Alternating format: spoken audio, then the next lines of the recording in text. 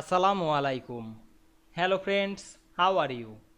Welcome back to my another video. In this video, I am going to show you how to remove superscript in Microsoft Publisher. Let's get started. Firstly, we have to open a Publisher document. Now we want to remove the superscript. Firstly, select the superscript text. Then go to the home menu. Then check mark of the superscript. Now we can see we remove the superscript very easily. Now we try some another letters. Select again the superscript text and click the superscript option. I hope you enjoyed the video. Please like, comment, share and subscribe my channel. Thanks for watching.